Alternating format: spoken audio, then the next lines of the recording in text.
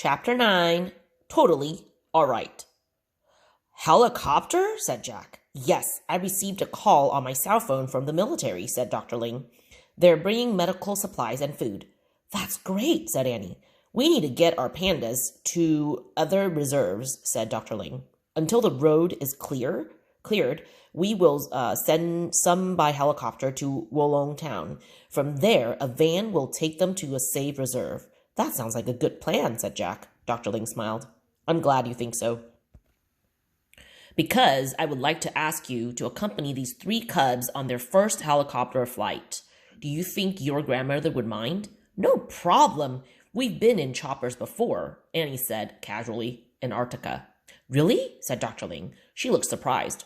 Well, good. I'll be right back. I need to speak to the helicopter pilot and make a quick call to our staff in Wolong Town. Dr. Ling started to leave the nursery, then stopped. Why, I just realized I don't even know your names, she said. Jack and Annie, said Annie. Dr. Ling nodded. Thanks, Jack and Annie, she said, and then left. This is so cool, Jack said to Annie. I was wondering how we'd get back to Wolong Town and complete our mission. Annie smiled at Jack. Remember? Things always seem to work out when we just do the next right thing, she said. Funny how that works, said Jack. And this way, we won't have to leave the cubs yet, said Annie. She wiped milk off Rolly's mouth with her hand and kissed the top of his head. All 3 cubs had dropped their bottles and were nodding off to sleep. Can you stay with the kids while I say goodbye to Bing Bing, said Jack. Sure, said Annie. Said goodbye for me too. I will. Jack hurried out the door. He dashed along the path to Bing Bing's house, sidestepping rubble and glass. Jack found Master Lee sitting with Bing Bing on the concrete floor. He was quietly feeding her bits of bread from a small round loaf. For a moment, the earthquake disaster seemed far away. Bing Bing loves a snack, Master Lee said, smiling at the panda, even when the world is turned upside down. I know, said Jack, kneeling beside them. I gave her some bamboo in the woods. What's she eating now? It's a special treat, said Master Lee. Here, you can give it to her. He handed Jack the loaf. The bread was very hard. Jack struggled to break off a piece. Bing Bing opened her mouth wide, and Jack placed the bread on her pink tongue. As the giant panda chewed, she stared at Jack with her wise and gentle gaze. I thought she ate bamboo, said Jack.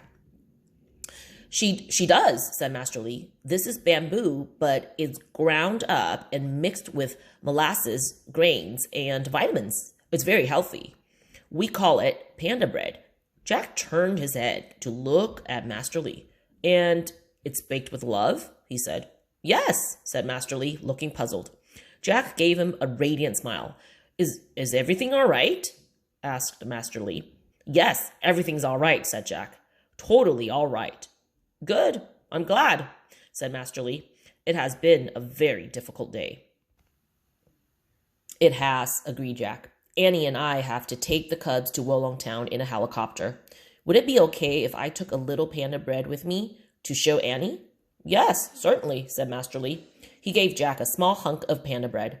But don't try to eat it, he said. It's very tough, finished Jack. I know, tough as wood. He put the bread in his backpack. Then he stroked Bing Bing's fur. Bye, beautiful, he said. He turned to Master Lee. Bing Bing is really lucky to have you in her family, Master Lee. The panda keeper nodded shyly. Thank you, he said. Jack and the giant panda exchanged one last look. Then Jack hurried outside. Leaping over the rubble, Jack ran back to the nursery. On his way, he saw the helicopter had landed on the kindergarten playground. Soldiers in green and tan uniform were unloading boxes. Jack found Dr. Ling and Annie waiting for him. They were holding Rolly and Polly. Jack, if you take the smallest cub, I will help you all get settled in the helicopter, said Dr. Ling. Sure. Jack picked up little guy. The cub was drowsing and cuddly. Let's go, said Dr. Ling. Dr. Ling, Jack and Annie left the nursery and carried the little pandas outside. Night was falling as they stood in the playground and watched the soldiers finish unloading food and medicine. Until you can get all the pandas out of here, how will you take care of them? Asked Annie. We will set up tents and carry water from the stream and get by as best we can, said Dr. Ling. I believe people here in China and around the world will help us.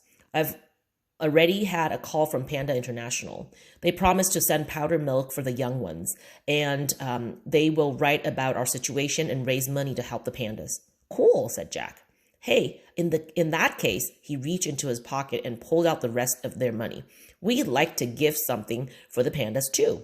He handed their Chinese currency to Dr. Ling. Thank you, she said. All of this province will need help in the days to come. I have heard from the staff in Chengdu that this has been one of the most damaging earthquakes of all time. They think many people have been killed. Whole towns have been destroyed. That's terrible, said Jack.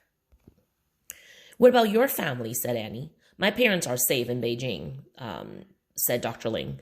But in the face of this disaster, everyone in our nation is one big family now.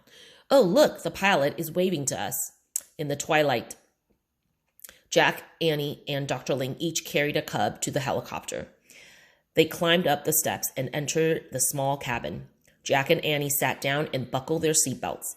Dr. Ling handed Rolly to Annie. Annie hugged Rolly and Polly while Jack cradled little guy in his arms.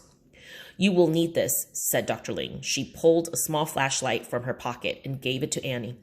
It will be dark when you arrive. Wolong Town is without power too. Thanks, said Jack. When you land, staff members from our office in Wolong Town will be waiting for you, said Dr. Ling.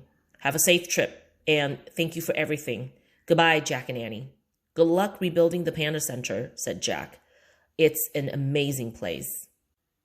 Dr. Ling climbed out of the helicopter and waved. The military pilot hopped aboard. The ride will be very noisy, he told Jack and Annie, putting headphones over their ears. Then he took his seat. The two soldiers sat behind him. A moment later, the engine roared, and the blades started to spin. The helicopter shook. Then it lifted off the ground and buzzed away from the Panda Center through the darkening sky.